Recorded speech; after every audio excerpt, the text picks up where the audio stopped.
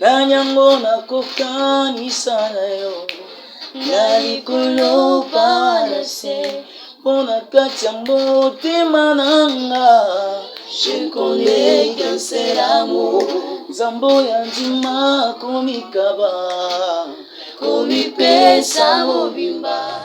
Oui, shalom, shalom, peuple de Dieu, na banzi te boza pour se porter malamu na ngulu Nzambe. Bande konyo surtout balandi ya ACEP TV officiel. Na moment on a vu que boza branché, boza ebélé de partout, bozolanda biso. Alors on a pesi bino mbote na kombo ya Yesu Christo. Vraiment tozoko ba toujours une émission na bino bolingaka mingi les messages au roi. Et na dit que la fois passée tolobelaki thème moko ezalaki ya motuya, tolobelaki les causes de la malédiction dans un pays. Et lelo tozoko ba na thème mususu ya sika otomemi lelo. Thème eza intitulé les signes indicateurs du royaume. Ya moni to partager na bino lelo dans l'autre kolobela les signes indicateurs du royaume. Alors comme d'habitude, nazanga mokoti na plateau, nazana musala Nzambe, owa palobaka bien de la part de Dieu, owapi a expliquer kabiso a kotisa biso na mozindo ya kobimisa o ezali penser ya Nzambe na nzela écriture afin que peuple ya Nzambe ezala éclairé. Bon tozana apôtre Eli Kalamba na plateau. Bonjour apôtre. Oui, bonjour, bonjour notre présentateur, frère Jairus Nzamba Pambolayo. Bonjour peuple de Dieu, nazali kopambola bino na kombo na Yesu Kristo, ba internaute nyonso bana na Nzambe oyo bolandaka biso na ACEP TV officiel na émission na biso message au roi. Nzamba lola pambola bino na pamboli frère Creye oyo aza réalisateur na biso oyo Nzambe atieye na contact na biso pona musala na ye ekende liboso. Nzamba pambola frère Creye na bosanité le grand frère HH Nzamba pambola bino. Nzambe ya pambola Assemblée évangélique éternelle paix a pambola bino nyonso pe balandi na biso ya ACEP TV officiel. Merci. Oui, Nzambe ya pambola biso nyonso tout bino bato bozolanda biso na yebiki bozali vraiment ya ibele et na kosenga na bino bozala vraiment connecté, bozala branché, c'est-à-dire aux 8 mois bik au tche pembeni, aux 8 mois bloc note au tche pembeni ata feuille au tche pembeni ozo noter makambo o mosala Nzambe akobimisa lelo par rapport ya message na biso lelo. Alors apôtre Eli Kalamba lelo olobi que les signes indicateurs du royaume. Pourquoi d'abord thème oyo les signes indicateurs du royaume avant nyonso? Oui, na kumisi Nzambe pona message oyo naza sir bato to lobelaka bayebaka ete nous parlons des rois. C'est-à-dire, bah roi, tozali kolobele zali mutu, oyo Nzamba tie sur la terre, oyo Nzamba tie na se na mabele, afin que akonza mokili. C'est pour cela, tant tozolobela roi, tozolobela mutu, oyo Nzamba keli, pe apesiye pouvoir nyonso pona kosikwa sijeti o mokili. Tozolobela les signes indicateurs du royaume. Mutu mususu akomona ba signe comme bilembo moko boye oyo mutu akoki kotia trace moko mutu atie loko moko boye nde oyo tozolobela. Non, tozolobela pena batu oyo Nzamba keli.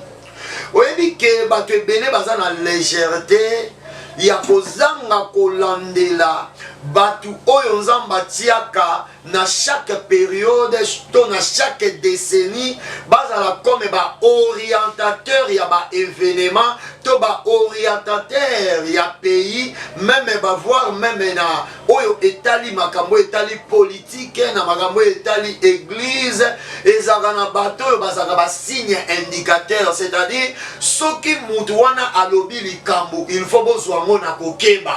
C'est-à-dire que na batu misusu Nzamba tie ba capacité spirituelle, atie ba vision moko en avance.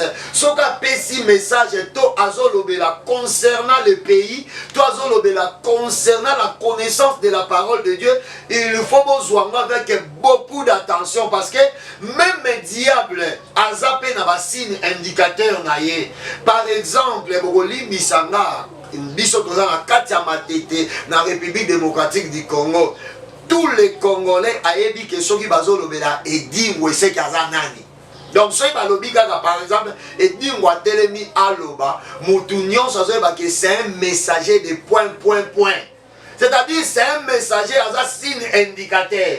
C'est la même chose dans Katia Bamboka, dans Katia pays, dans Katia royaume. Et ça va dans Batu Moussous, ça va porteur, il y a ma valeur. C'est-à-dire, Moutouana soka télémi à lobby, Kozwa Makamouné na GT. C'est pour cela, tant que les signes indicateurs du royaume, Togoya au monde même dans Katia Bible, c'est là. Au monde à Moutou Moko Azoloba. Moutouango, comme on a Esaïe. Dans Esaïe chapitre 1 verset 9, plutôt Esaïe chapitre 8 verset 18. Au moment où Esaïe Azolobaboy, voici, moi et les enfants que l'Éternel m'a donnés, nous sommes des signes et des présages en Israël, de la part de l'Éternel des armées qui habite sur la montagne. C'est-à-dire quoi? Esaïe azobeta tolo.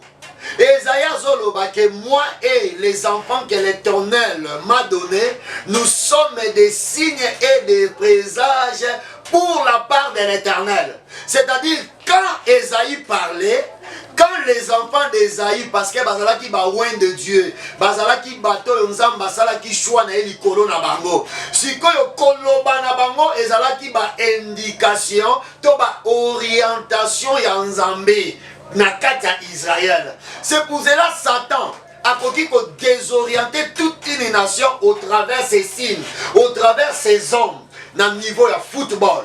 Et ça na bateau bazo désorienté bateau. Na niveau ya politique, et ça na bateau bazo désorienté bateau. Na niveau ya religion, et ça na bateau bazo désorienté bateau. C'est-à-dire quoi?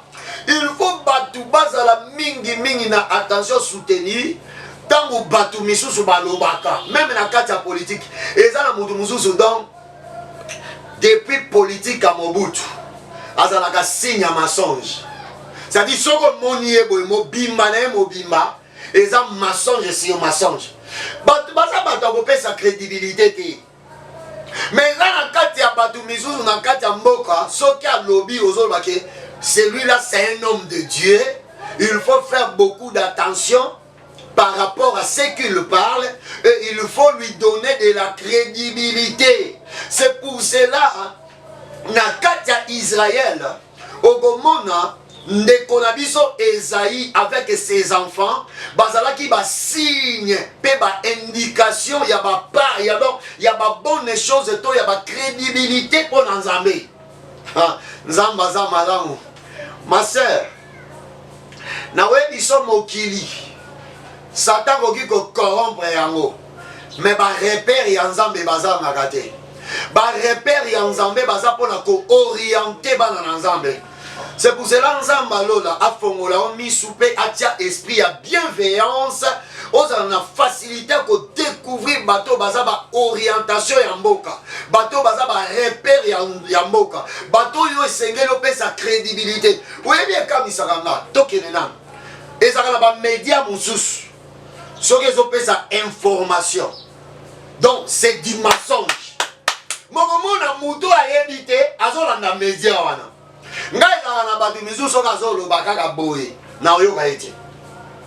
Parce que je sais que c'est une personne qui est le repère du diable. C'est-à-dire quand nous parlons des diables, nous parlons des mensonges. Mais tant que nous avons les signes indicateurs du royaume, c'est-à-dire nous parlons des hommes.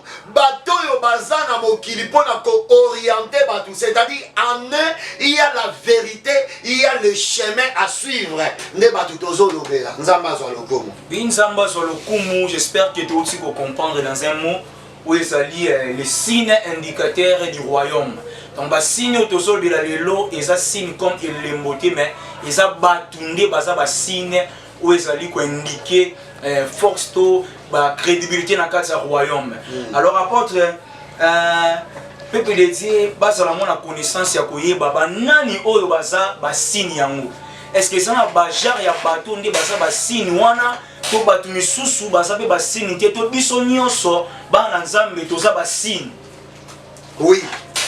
Na première dimension, moi na Nzambe nyonso za la kawen. C'est-à-dire tant moto andimeli Yesu Kristo, tant Saint-Esprit a continué na kati ya moto, ayaka ko wendre nde to benga ba wen. Tout loin a un message à donner dans le monde. C'est pour cela que mon apôtre Paul Azolobaki, tous royaume et sacrificateur. C'est-à-dire c'est Jésus qui nous a fait le royaume et des sacrificateurs. Mais yo kana mission ça na bateau baza na mission spéciale. Wana siko tozo différencier. C'est pour cela ceux qui ont tangi na Ephésiens chapitre 4 verset 11.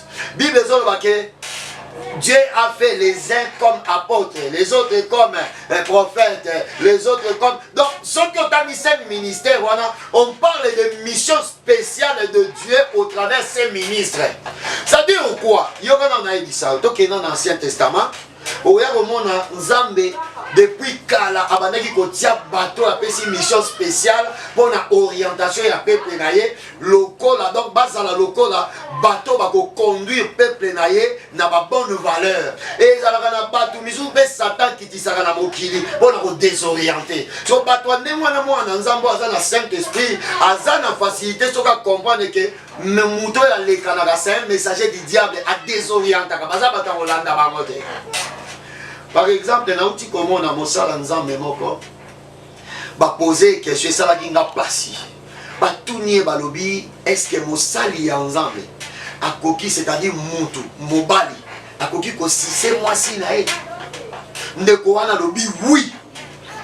Mukolo wana nde c'était le jour que j'avais confirmé que dans ce monde il y a des gens que le diable a donné la mission de détruire l'église, de détruire le peuple de Dieu. Acte ya ko sise moi si to mobala sise sexe ya monto babenga ngo fellation. Fellation balobela kango tango mboa, c'est-à-dire un chien si c'est une chaîne. Nde to bengaka fellation. L'homme ne peut pas le faire. Mais Moutoualobi Makamwana, c'est un homme de Dieu. Donc automatiquement, c'est un signe indicateur du diable au travers de cet homme. C'est une personne que Dieu, le diable a donné une mission spéciale de désorienter le peuple de Dieu. Yokama Mouzamba Zolo. David qui avait dit ça. Psaume chapitre 73, 74 plutôt. Psaume 74, 3 à 8, je lis la parole de Dieu. Porte tes pas vers ces lieux constamment dévastés.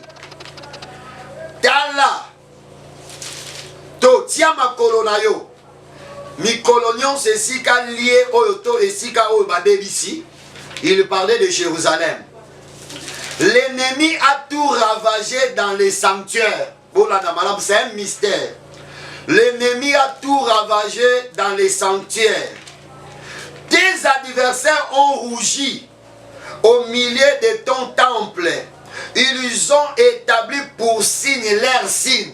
Au moment déjà, bazolobela acte y a remplacement. C'est-à-dire, acte y a changer, to y a pirater. C'est-à-dire, l'adversaire a établi pour signe les signes que Dieu a mis. Lui l'a renversé. À l'omoli.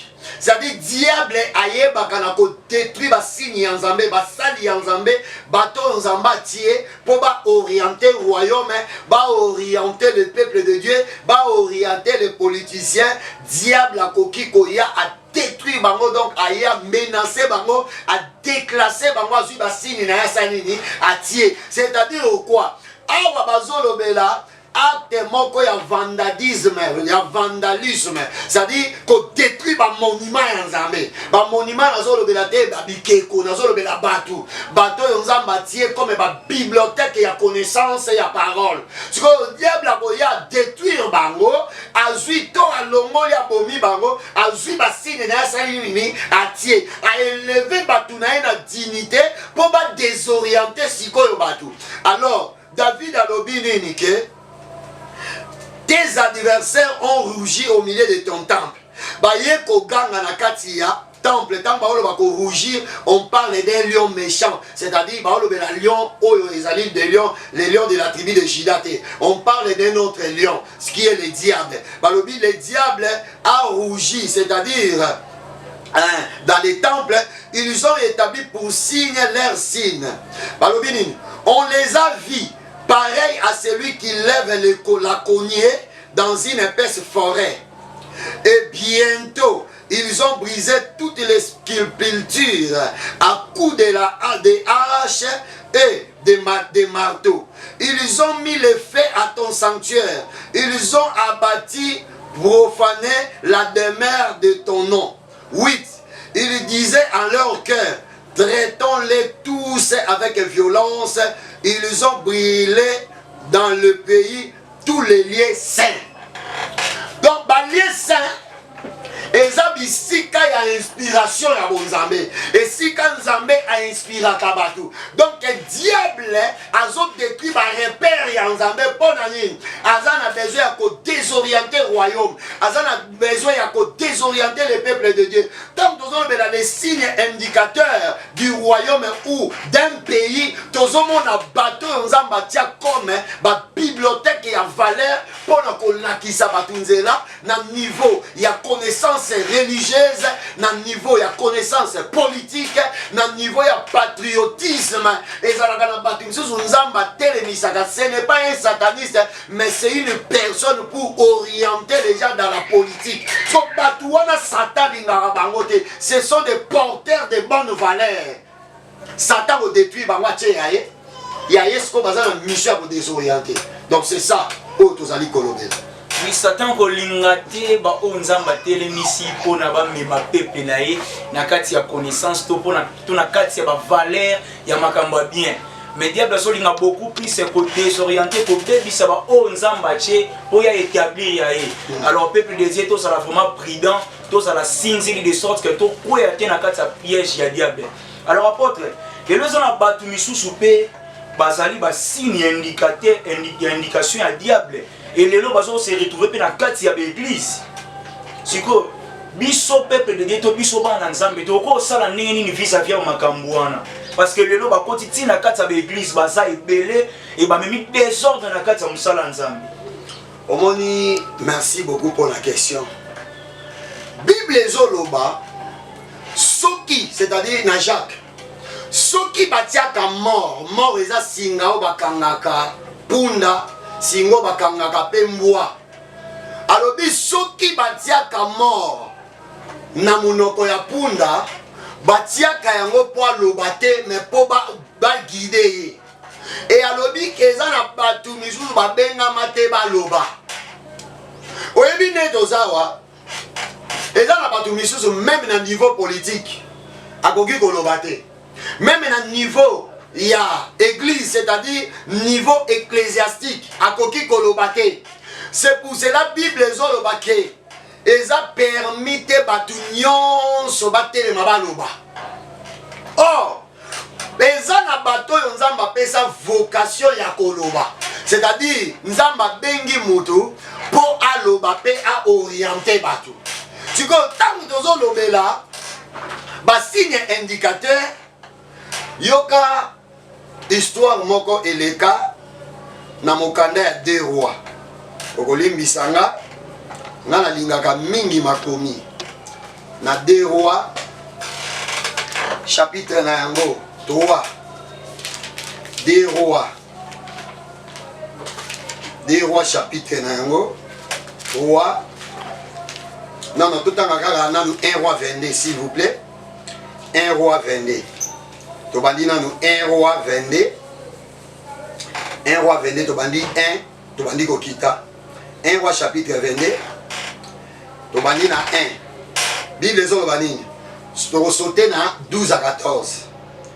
On resta 3 ans sans qu'il y ait guerre entre la Syrie et Israël. 2. La 3e année, Josaphat, roi de Juda, descendit auprès du roi d'Israël. Le roi d'Israël dit à ses serviteurs, savez-vous que Hamath, à Galade et à nous, et nous ne nous inquiétons pas de la reprendre de main de Syrie. De sauter 12. 12 balobi boy. Et tous les prophètes prophétisaient de même en disant, monte à Ramath, à Galate, tu auras du succès. Et l'Éternel la livrera entre les mains du roi. Le messager qui était allé appeler Michée lui parla ainsi. Voici les prophètes d'un commun accord prophétisent du bien au roi, que ta parole soit donc comme la parole de chacun d'eux. Annonce du bien. 14. Michée répondit, l'Éternel est vivant, j'annoncerai ce que l'Éternel me dira. Amen. Zamba Zoualokum. Bazobeta histoire, il y a roi ya Juda, na roi ya Israël, bangai bakende bitumba, kobotola une partie ya territoire na bango et pas ya roi ya Syrie. Mais tant baningi bakende guerre, esengela ki ba roi, bazwa indication, c'est-à-dire orientation, ya bitumba na bango et pas ya ba prophète. Or, ezalaki na ba prophète moko bazalaki tout autour ya Akab. Oyo Akab banaki ko corrompre, c'est-à-dire asa bebisaki morale na bango. Bazalaki déjà dans le faux. Oyo babandaki ko pesa ba message to ba orientation selon sentiment ya roi. Alors, tango sikoyo Josaphat ayebisi Akab alobi bon, nayoki prophétie ya ba prophète nyonso za na bango, bango nyonso balobi to kende bitumba to ko réussir. Mais est-ce que koki kozala na prophète mosusu te oya koki koya ameka pe koyebisa biso apesa biso pe ba repère ya guerre ameka mpe ko orienter biso to ko conduire biso par rapport ya makambu oyo nzamba azoloba mpona biso? Ba prophète wana o bazali comme ba signe indicateur mais ya diable. Bazalaki wana tout autour comme ba conseiller ya roi mais dans le faux. Bayebisi Michée balobi biso nyonso toza na commun accord tolobaka makambo roi sepelaka nango. Lokola yo ozokende kuna kende koloba kaka oyo biso tolobi roi kende guerre tala. Basakanaka na vie ya royaume te, basakana na vie ya tout un peuple te, basakana na vie ya église te. Lelo ozomona ba prophétie mususu ya mensonge oyo ezosalema. Ce sont des signes indicateurs ya diable oyo te les églises esengeli te ba tenir compte nango. Ba jugement na bango eza makambo ya église elanda te, ba maloba na bango eza makambo peuple de Dieu elanda te. Toza na temps oyo esprit ya iniquité zo agir, mais ce que zo agir te pour nous soumettre biso parce que le Saint-Esprit est là pour nous donner le discernement, plutôt le discernement de notre temps et le discernement des esprits. Tango sikoyo bakomi Bible lobini Michée soko tangi bien okoya komona ke tout le monde était corrompu. Tout le monde était détruit. Le diable avait remplacé les faux na place à la vraie. Mais c'est pour cela, dans peuple de Dieu, au bozo la nanga. Et ça la politique. Et ça na batu misusu na nous bagumba mérité. O ezali bal. Baza quelque part na réserve ya nzambe. Oyo nzamba kosala ke bo découvrir bango enfin que nation na biso etombwama. Toke na domaine ya oyo tozali kobenga même ya ba musique religieuse, c'est-à-dire musique chrétienne. Tozali susu na batu misusu oyo nanu bagumba meli bale te. Bokoyoka bango na inspiration banzembo na bango et comme malobi ko mema guérison. Même na domaine ya mateya, c'est-à-dire ya ba prédicateur ya parole, ba ministre de Dieu. Ezana nous na batu misusu oyo nanu baza corrompu te, baza ba repère ya ba bonne valeur oyo bazo présenter Jésus pour église et za la sauver. Bien-aimé dans le Seigneur, tangu Michée aye Bible zolo banini ke Michée abandi ko liboso abandi lokola neti na blague alobi kende okolonga roi ye moko di oh mais muto yo depuis na yeba ye na natika ko sala na commun accord te na batu nanga balobi to kende to ko réussir ye pa ye to kende to ko réussir non non lelo eloko nini sali muto yo. C'est pour cela nazo ebisa ndeko moko okoki ko corrompre batu nyonso mais tika pe batu misusu. Batu misusu tika bango po bazala misu ya nzambe pe matoi ya nzambe po na vie na yo. Tangu sikoyo Michée akomi ko prophétiser, akomi ko loba selon la volonté de Dieu, alobi nazomona Israël bakei na bitumba me bazali kozonga lokola ba brebis oyo bazangi berger. Bible ezoloba nini? Akab ayebisi bango botia na kasho na kena nu guerre tango na koya kozonga tokotala malobo ya lobiso ekokisama ti akendaki azonga lisusu mpona nini? Ayeba kite na kozwa avec importance batu ya motuya, c'est-à-dire ba repère Congo nzambe ya lola asala ete batu oyo nzambe apesi ba mission to vocation ya administration ya mboka ba matoi na bango tourner vers ba signe indicateur ya conseil, ba signe indicateur ya religion to ya connaissance ya nzambe. Nzambe azwa lokomo Nzamba sur le coup, na bandi to komi vraiment na fin na suka émission na biso. Alors na kolinga d'abord apporte avant de citer oye ba un peu ko répondre à la question oye matinga sikoyo. Lelo na kati ya mboka toza na présidence au Kamba mboka et ba tebele baza tout autour ya président bazo reconnaître vraiment oye ça ba valeur oye vandi na kati ya ba repère oyo nzamba tie na kati ya mboka afin que mboka ekende pe liboso okomona so likambo ezali bato bazo linga ko s'associer entre bango bazo négliger bazo déconsidérer bato bakoki pe ko contribuer pona avancement to pona solution à likambo moko quelconque na kati ya mboka bato wana kala ndo uti opesa exemple awa na te ba Miché. Donc ba prophète basala qui ko prophétiser dans un commun accord. Mais ba éloigner, c'est-à-dire ba longo la Miché parce que azali muto ba ko porter kati ba valeur ya solo et ba valeur wana quoi qui peut ko aider peut-être na kati mboka. Le pe bato wana basana Congo. Mais basala ignorer, basala ka déconsidérer, mais éviter apporter ça nini pour na to bato ba ko na niveau de déconsidérer bato ba porter ba valeur à solo. Merci beaucoup. Et là on a voyé Bissandeko aza ignoré quelque part par rapport à ma valeur, tout par rapport à bibliothèque on zamba tie katina etan na ezali ba oya ka lukayo. Eza Miché tenda gene ko lukarwa. Mais roi Josaphat atali akaba lobi non. Akaba za dans les faux. Alors batuna ete ba ozanga dans les faux.